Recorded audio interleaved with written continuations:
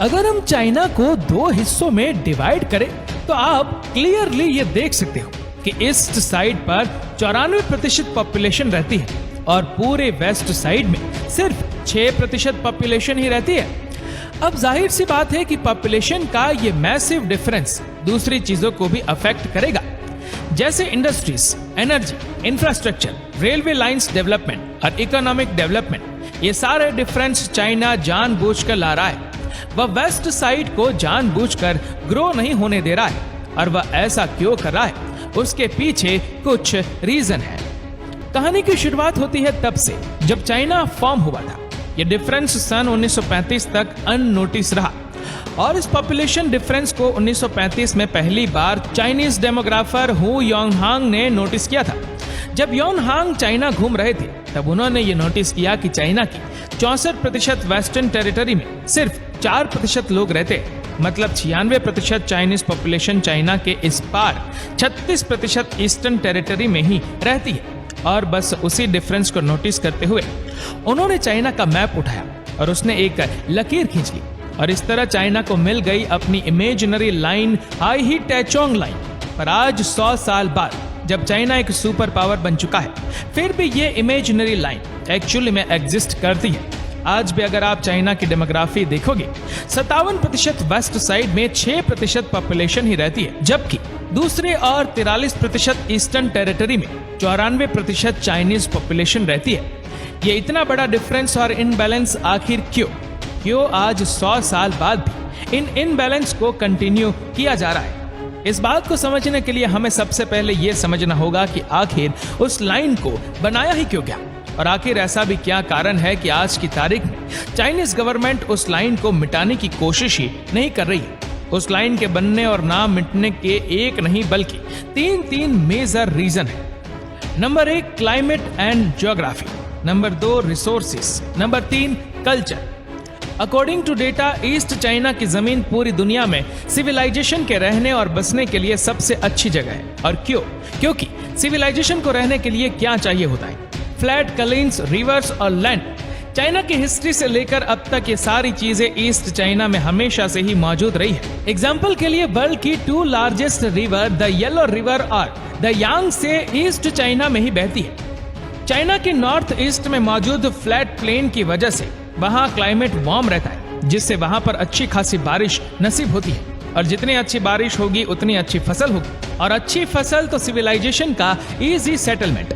यही है east China का डेवलपमेंट का इतिहास और सीक्रेट। जैसे वहाँ पर फार्मिंग, डेवलपमेंट और पॉपुलेशन का इंक्रीज होना आसान हो पाया, इसी वजह से वहाँ पर धीरे धीरे करके छोटे सिविलाइजेशन किंगडम में बदले, किंगडम एम्पायर में, और आज चाइना एक पावरफुल नेशन बन पाया है। अगर हम चाइना के वेस्टर्न पार्ट की बात करें तो लाइन के उस पार रहना यानी कि सहारा डेजर्ट से भी 100 गुना ज्यादा डेंजरस लाइफ को जीना।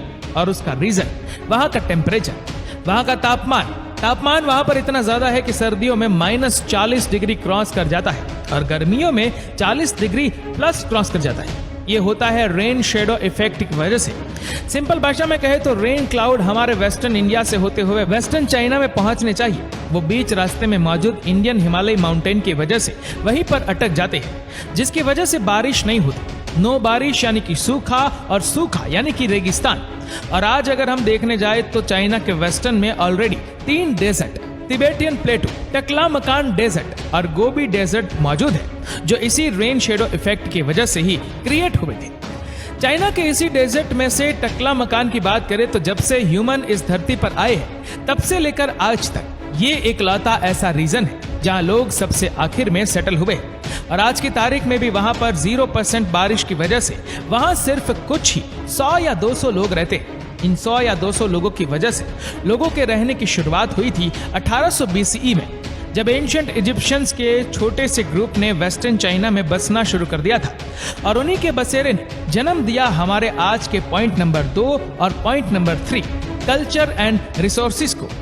एंशिएंट इजिप्शियंस वेस्टर्न चाइना में रहकर अपनी तादाद को ज्यादा बढ़ा नहीं पाए, क्योंकि वहां पर ना जमीन उसके साथ थी, ना ही पानी और ना ही क्लाइमेट, और इसीलिए वह छोटी सी बस्ती बनकर ही रह गई। लेकिन दूसरी ओर ईस्ट चाइना में चाइनीज सिविलाइजेशन लाइक हान, हंस, टाटर्स, मंगोल्स ने बसना शुरू कर दिया था। और अब जो कि उनके पास वेस्ट लैंड था, उन्हें सेटल होकर वहां पर डेवलपमेंट करने में देरी नहीं लगी। उन्होंने वक्त के साथ साथ ईस्ट चाइना को इतना ज्यादा डेवलप और स्ट्रांग बना दिया कि चाइनीज गवर्नमेंट ने हाई ही टैचोंग लाइन को पार करके वेस्टर्न चाइना में जाने के बारे में सोचा भी नहीं, क्योंकि देश को डेवलप करके आगे बढ़ाने की सारी जरूरतें इन 3 चीजों से ही फुलफिल होती है। हम बात कर रहे हैं एजुकेशन, डेवलपमेंट और जीडीपी की। ये तीनों चीजें ईस्ट चाइना अच्छी तरह से फुलफिल कर रहा था और इस बंजर जमीन से आज इतने बड़े सुपर पावर के मकाम पर पहुंच रहा है। उसने मार्केट को हमेशा समझा और इंटेलिजेंटली कंट्री को आगे बढ़ाया।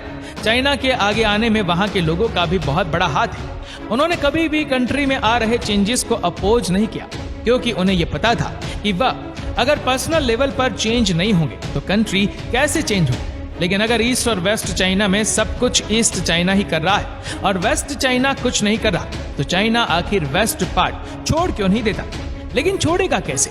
क्योंकि वेस्ट की जमीन पर पानी बहे या ना बहे, लेकिन इसके जमीन के नीचे तेल जरूर बहता है। इस मैप में ये साफ साफ नजर आ रहा है कंपेयर टू ईस्ट, वेस्ट में ऑयल के कुएं कितने ज्यादा है और इन्हीं ऑयल फील्ड की वजह से 2019 में चाइना सेकंड पोजीशन पर था after US for producing and consuming most oil in the world. China रोजाना के 14.1 मिलियन बैरल ऑयल जमीन से निकालता है, जो वर्ल्ड में 14% का कंट्रीब्यूशन देता है।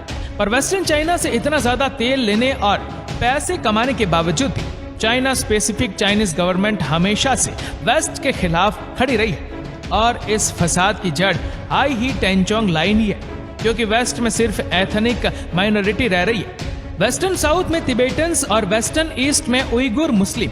ईस्ट चाइना की बात करें तो मेजर कम्युनिटीज वहां पर रहती है, जिनका जीडीपी पर कैपिटा वेस्ट में रहने वालों से 15% ज्यादा है। यानी कि पहले ही तिबेटन्स और उइगुर मुस्लिम ईस्ट वालों से कल्चरली सेपरेटेड थी और अब इकोनॉमिकली भी होने लगी। इसलिए चाइनीज गवर्नमेंट उनको हेल्प करने के बदले हमेशा ही हार्श स्टेटमेंट और हैवी पनिशमेंट उन पर लेवी करती रहती है और यही वजह है कि आज की तारीख में वह दोनों ग्रुप चाइना के खिलाफ हो चुके हैं। वहां पर उस एरिया पर काफी ज्यादा टेंशन है। उन्होंने अपनी मांग पूरी करने के लिए टेररिज्म का सहारा लिया है और जहां पर एक और उइगुर मुस्लिम टेररिज्म फैलाते हैं, एक के बाद एक सारे हमले किए जा रहे, वहीं दूसरी तरफ तिबेटन्स ने डिबेट छेड़ रखा है और उनकी मांग है एक सेपरेट तिबेट के नेशन की। और आपको क्या लगता है कि चाइना ने उनके इश्यूज को सॉल्व करने के लिए कोई कदम उठाया होगा?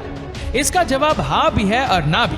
हाँ इसलिए क्योंकि 2006 में चाइना ने वेस्टर्न चाइना को डेवलप करने के लिए 1 ट्रिलियन युआन यानी कि आज की डेट में 11 लाख करोड़ जितना खर्चा किया था। वेस्ट का infrastructure, transport, hydro power plant, energy और टेलीकम्युनिकेशन सुधर सके और इसके अलावा उन्होंने 1.3 ट्रिलियन युआन के खर्चे पर वर्ल्ड नॉन रेलवे प्रोजेक्ट पर भी काम किया था, ताकि वह तिबेट से डायरेक्टली चाइना को कनेक्ट कर सके। अभी हम बात करें संकेतों की, तो चाइना वहां पर कोई बदलाव नहीं ला पाया है। तो सबसे बड़ा संकेत यही है कि वहां पर सिचुएशंस बदली ही नहीं, सेम टू सेम वही है जो पहले हुआ करती थी।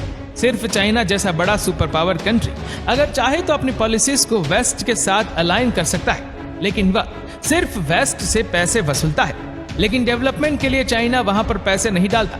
इसीलिए सारे कंट्री को अपने चारों जोन ईस्ट, वेस्ट, नॉर्थ और साउथ को कंट्री के 4 पिलर समझकर एक साथ लेकर चलना चाहिए। नहीं तो जैसे चाइना के केस में हो रहा है, वेस्ट में रहने वाले लोग ईस्ट के खिलाफ हो गए हैं, पर जैसे वहां पर टेररिज्म और जनरल साइट प्रमोट हो रहा है, वैसा ही हाल दूसरे देशों के साथ भी हो सकता है। दोस्तों उम्मीद करते हैं कि वीडियो आपको पसंद आई होगी। आपको ये वीडियो कैसी लगी नीचे कमेंट करके जरूर बताएगा और अगर आपको वीडियो अच्छा लगा हो तो इस वीडियो को लाइक करेगा, शेयर करेगा ज्यादा से ज्यादा लोगों तक और ऐसी ही और भी रोचक जानकारियों के लिए सब्सक्राइब करें हमारे यूट्यूब चैनल को और फेसबुक पर फॉलो करें हमारे पेज को। धन्यवाद।